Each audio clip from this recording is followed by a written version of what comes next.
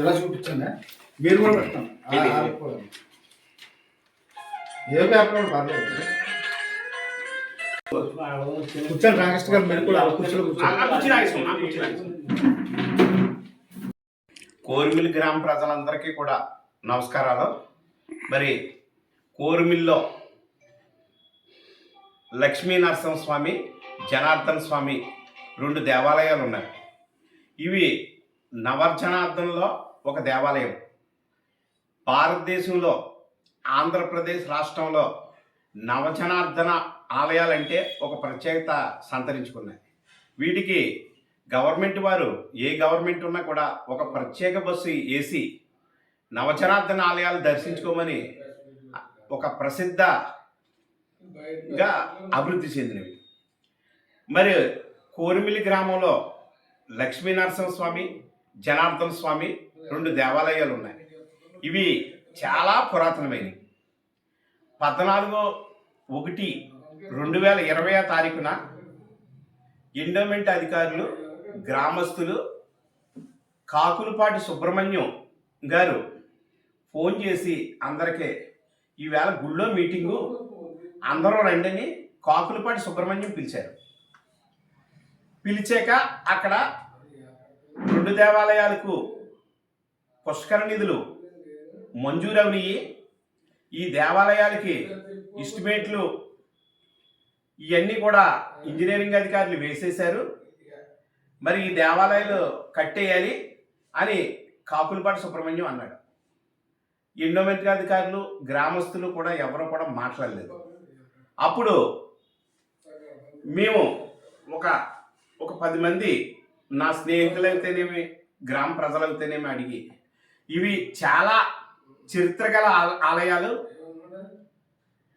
ఈ రాతితో కట్టబడిన ఆలయాలు, వీటిలన్నీ చరిత్ర తీసుకుని ఆగమన శాస్త్ర ప్రకారం పెద్దలను కనుక్కుని పురావస్తు శాఖ వారిని ఆలోచించి ఏ విధంగా నిర్మించాలో ఆ విధంగా గుడిని నిర్మించాలని ఆ వేళ గుడి ప్రాంగణంలో అడగడం జరిగింది. ఎండోమెంట్ అధికారులు మా దగ్గర ఏ విధమైన చరిత్ర లేదు, ఈ గుడి మాకు ఎప్పుడు కట్టారో ఏం కట్టారో కూడా తెలీదు అని ఎండోమెంట్ అధికారులు తెలిపారు. అప్పుడు మేము ఎండోమెంట్ అధికారుల్ని ప్రశ్నించడం జరిగింది. ఈ రెండు దేవాలయాలు సెక్షన్ 6C(2) ప్రకారం అసిస్టెంట్ కమిషనర్ ఏసీ గారు అండర్లో రాజమండ్రి ఈ రెండు దేవాలయాలు ఉన్నాయి. వీటి చరిత్ర మీ దగ్గర లేకపోవటం అంటే ఏంటని ఎండోమెంట్ అధికారులని అడిగితే మా దగ్గర చరిత్ర లేదని చెప్పారు. మరి మా పురోహితులు కండమిల్లి పెరిమెల్ల ఆచార్యులు గారు ఆ వంశపారంపర్యంగా ఆలయ పురోహితులుగా వారు ఉన్నారు. వారిని కూడా ఏమంటే మీకు చరిత్ర ఏమన్నా తెలుసు అంటే, ఏమంటే మా తరతరాలు బట్టి వచ్చి ఇక్కడ పూజా కార్యక్రమాలు చేస్తున్నాం, మాకు కూడా చరిత్ర తెలియదని ఆ గుడి పూజారి గారు చెప్పడం జరిగింది. అప్పుడు మేము ఏం చేసామంటే 19వ తారీఖున జనవరి తూర్పుగోదావరి జిల్లా కలెక్టర్ గారి దగ్గరికి నేను గ్రామంలో ఉన్న 20 మంది సంతకాలు పెట్టి ఈ సంతకాలు ఎవరికి కూడా ప్రాజరీ సంతకాలు కాదు, ఎవరో బలవంతంగా పెట్టించిన సంతకాలు కూడా కాదు. వాళ్ళ ఇష్ట ప్రకారం వారు 20 మంది సంతకాలు పెట్టి రాజమండ్రి కలెక్టర్ గారి ఆఫీస్కి స్పందనలో ఒక దరఖాస్తు చేయటం జరిగింది. ఏమండి, మా ఊర్లో చాలా పురాతనమైన గుళ్ళు ఉన్నాయి, ఈ పురాతనమైన గుళ్ళు చరిత్ర కావాలి, చరిత్ర వచ్చిన తర్వాత ఈ గుడిని ఏ విధంగా అభివృద్ధి చేయాలో ఆ విధంగా అభివృద్ధి చేయండి అని ఒక లెటర్ పెట్టడం జరిగింది. ఆ లెటర్ మీద పురావస్తు శాఖ వారు 27వ తారీఖున కోరిమిలి గ్రామం వచ్చి అతను ఎన్ తిమ్మరువి గారు అసిస్టెంట్ కమిషనర్ అదే దానికి పురావస్తు శాఖ ఆయన గుడి కాడకు వచ్చి ఈ గుడి చాలా పురాతనమైనది, ఇంచుమించు 1100-1300 సంవత్సరాల మధ్యలో చాళుక్యుల టైంలో కట్టిన గుడి ఇది చాలా పురాతనమైన గుడి. ఈ గుడి నిర్మాణం అప్పుడు రారాజులు 1100 ఎకరాల్లో అప్పుడు ఇచ్చి ఉంటారో అప్పుడు ఈ గుడి కట్టారని ఆయనకి ఏపీ గ్రాఫికల్ ఆధారంగా ఒక రిపోర్టు ఆయన తయారు చేశారు. ఏమండి, ఈ గుడి గర్భగృహాన్నంతా కూడా కొండలైట్ రాయితో నిర్మించారు. ఆ గృహం అంతా కూడా కొండలైట్ రాయితో నిర్మించారు. ఏమండి, విమాన భాగాన్ని ఇటుక మరియు విమాన భాగాన్ని అంతా కూడా ఇటుక సున్నపు మెట్లాలతో నిర్మించారు. ఏమండి, కొన్ని బొమ్మలు విమాన భాగంలో చెక్కబడ్డాయి. ఆలయాల గర్భగృహ ప్రవేశం గజలక్ష్మి పప్పుతో ఆలయాల పైకప్పు నిర్మించబడి ఇటుకతో కట్టింది అక్కడక్కడ చమాయింపు తగులుతుంది అని తిమ్మరవి గారు ఒక రిపోర్ట్ ఇచ్చి, అప్పట్లో మరి ఈ 2 దేవాలయాలు అధికారులు కానీ గ్రామస్తులు కానీ ప్రజాప్రతినిధులు కానీ ఎవరో కూడా మా దృష్టికి తీసుకురాలేదు.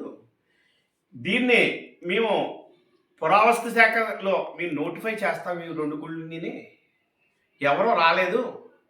ఇది పురాతనమైన గుడి కాబట్టి మేము చెప్పిన రూల్స్ ప్రకారం మేము చెప్పిన కండిషన్తో ఆ ఒక్క ఏ రాడు పోకుండా నిర్మించాలి.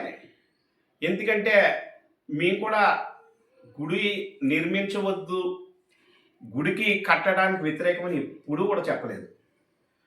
మేము ఆ ఏళ్ళ కలెక్టర్ గారికి లెటర్ పెట్టినప్పుడు 2 మండపాలు కూడా అది మా నాన్నగారు టైంలో కట్టిన మండపాలు, అంటే అప్పుడు ఎమ్మెల్యే గారు గాదం కమలాదేవి గారు గ్రాంట్ ఇచ్చారు. అంటే ఇంచుమించు 40-50 సంవత్సరాల క్రితం కట్టిన మండపాలు. ఆ మండపాలు పూర్తిగా పాడైపోయి లక్ష్మీనరసింహస్వాముల గుళ్ళోకి నీరు వస్తుంది, నీరు పోయి మార్గం ఈ ముఖ మండపాలు అన్నీ కూడా పోయినాయి కాబట్టి నిర్మించమని చెప్పాం తప్ప ఏ విధమైన గుడికి నష్టం కలిగించి గుడిని పాడు చేయొద్దు, గుడి గ్రాంట్ పాడు చేయొద్దు అని ఎప్పుడు కూడా మేము ఎవరితోటి అనలేదు. కానీ కాకులపాటి సుబ్రహ్మణ్యం ఏ అధికారంతో 3 లక్షల రూపాయల గ్రాంట్ మంజూరైంది, సుబ్రహ్మణ్యం 3 కోట్ల రూపాయల గ్రాంట్ మంజూరైంది. ఈ గ్రాంట్ని వీరబాబు మరి కొంతమంది సంతకాలు పెట్టి ఈ గ్రాంట్ని పాడు చేస్తారని ఊర్లో గ్రామంలో ఉన్న ప్రజలందరికీ కూడా తప్పుదారి పట్టించాడు. ఇవాళ కోరిమిల్లి గ్రామం చాలా అభివృద్ధి చెందుతుంది. ఎందుకంటే కోరిమిల్లి వ్యాపారస్తులు అందరూ ఉన్నారు. కోరిమిల్లో నెంబర్ 1 బ్రాహ్మలు ఉన్నారు, కామశాస్త్రి గారు ఉన్నారు. మొత్తం ఈ చుట్టుపక్కల గ్రామాలందరికీ కూడా అతను ఒక మార్గదర్శి. అలాగే బాబీ గారు ఉన్నారు. మరి ఇతర గ్రామాల్లో వేద పండితులు ఉన్నారు, ఎగువ నదిని. వీళ్ళందరూ కూడా గ్రామాలు ఉన్నారు, అభివృద్ధి చెందారు. అలాగే మా ఊర్లో మొక్కల వ్యాపారస్తులు ఉన్నారు. ఈవేళ దేశంలో ఎక్కడికైనా ఏ గుళ్ళకైనా లేకపోతే ఏ ఇట్లకైనా మొక్కల వ్యాపారం చేసి ఆర్థికంగా పైకి వచ్చారు. అలాగే కాంట్రాక్టర్లు ఉన్నారు, ఇంజనీర్లు ఉన్నారు. ఆర్కిటెక్చర్లు ఉన్నారు మా ఊర్లో. ఇంత అభివృద్ధి చెందిన గ్రామంలో వీరందరి సలహాలు తీసుకుని పురాతన వైభవం పాడవకుండా మరి ఈవేళ 1100 సంవత్సరాల క్రితం ఈ గుడి కోరిమిలి గ్రామంలో ఉంటుందంటే కోరిమిలి గ్రామానికి అంతా కూడా ఇది పెద్ద గొప్ప. ఇటువంటి ప్రసిద్ధి గుడి కోరిమిలి గ్రామంలో ఉండటం అందరి అదృష్టం. మరి ఇటువంటి గుడి మెండపేట నియోజకవర్గంలో ఉండటం గౌరవ ఎమ్మెల్యే గారు జోగేశ్వరరావు గారికి కూడా ఇది ఎంతో అదృష్టం. అటువంటి గుడి ఈ మెండపేట నియోజకవర్గంలో ఉండటం. మరి ఒక్కసారి కోరిమిలి గ్రామంలో అభివృద్ధి అడ్డుకుంటున్నారు, అభివృద్ధి జరగనివ్వట్లేదు అని చెప్తున్నారు కొంతమంది. కోరిమిలి గ్రామంలో సలాద్ తాతయ్య నాయుడు గారు సర్పంచ్గా చేశారు, సలాద్ నాగేశ్వరరావు గారు సర్పంచ్గా చేశారు, నేను సర్పంచ్గా చేశాను. కోరిమిల్లి గ్రామంలో ఏ అభివృద్ధి చేసామో ఏం చేసామో ప్రజలందరికీ తెలుసు. నేను సర్పంచ్గా ఉన్నప్పుడు జోగేశ్వరరావు గారు ఎమ్మెల్యే గారు, ఆయన నాకు అభివృద్ధికి ఎమ్మెల్యే గారు అన్ని రకాలుగా సహకరించారు. ఈవేళ నాకు లీలాకృష్ణ గారికి నాకున్న పరిచయాల కారణంగా ఆనాడు తెలుగుదేశం పార్టీ నేటి జనసేనలోకి వచ్చడం జరిగింది. మా గ్రామంలో కొంతమంది నాయకుల కోరిక మేరకు పంచాయతీ మీద కూడా ఎంక్వైరీ పెట్టించారు. ఆ ఎంక్వైరీలో నేను తప్పు ఏం చేయలేదు. అలాగే మరి ఎమ్మెల్యే గారు ప్రతి విషయంలో కూడా అభివృద్ధి విషయంలో సహకరించారు. ఈ గుడి విషయంలో ఆయన ఒక పెద్ద దిక్కుకుండా ఉండి నియోజకవర్గానికి ఒక పెద్ద కాబట్టి ఆనాడు శివాలయం కూడా జోగేశ్వరరావు గారి టైంలో అవ్వింది. ఆనాడు లీలాకృష్ణ గారు కానీ, రాంప్రసాద్ గారు కానీ, లేకపోతే రేవసీని గారు కానీ, శాండ్ వారు కూడా మా గుడికి ఎంతో ఆర్థిక సాయం చేశారు. మరలా ఈ గుడిని ప్రొసీజర్ ప్రకారం పురావస్తు శాఖని సూచనలు తీసి గుడిని ఏ విధంగా నిర్మించాలన్నదే పెద్దలు జోగేశ్వరరావు గారి మీద మేము వదిలేస్తున్నాం. ఆయన ప్రొసీజర్ తెలుసు ఆయనకి, ఆయన చాలా అనుభవజ్ఞుడు.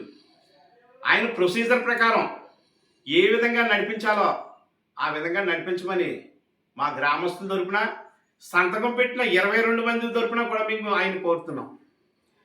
అలాగే మరి ఈ నవజనార్దన ఆలయం మా గ్రామంలో ఉన్నది 8వ ఆలయం.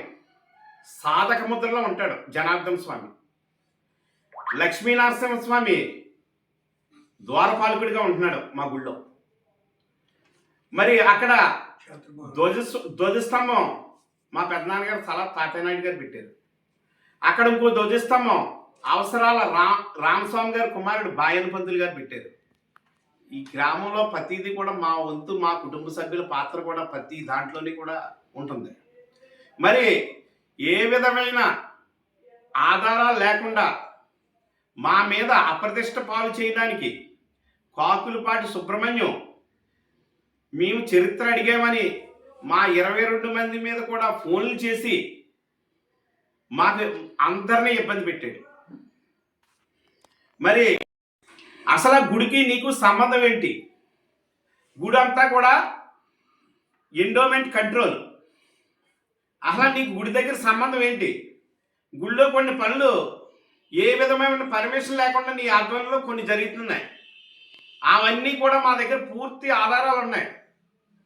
మేము దాన్ని న్యాయబద్ధంగా ఎదుర్కోవడానికి కూడా సిద్ధంగా ఉన్నాం.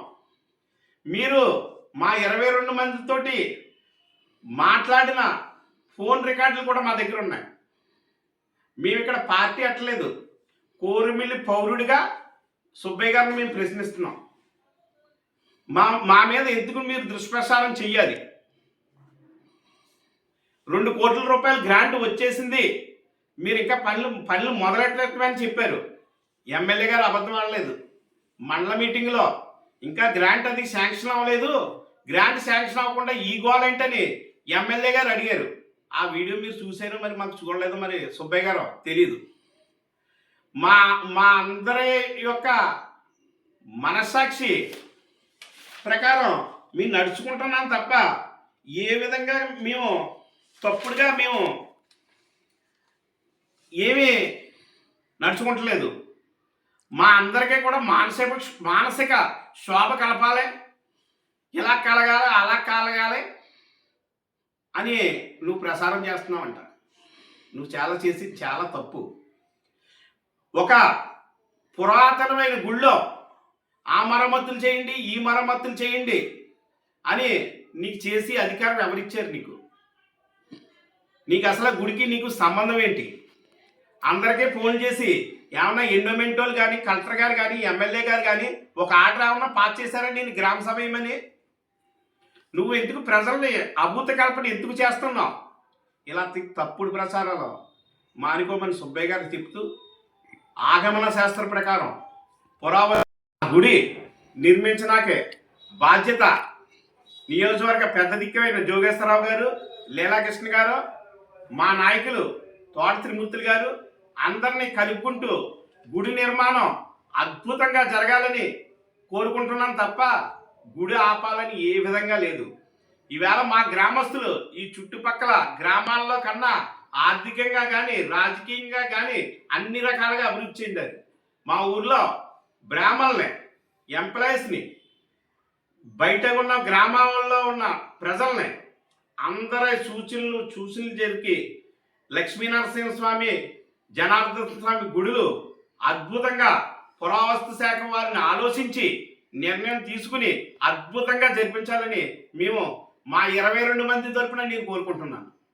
అధికారులు ప్రొసీజర్ లేకుండా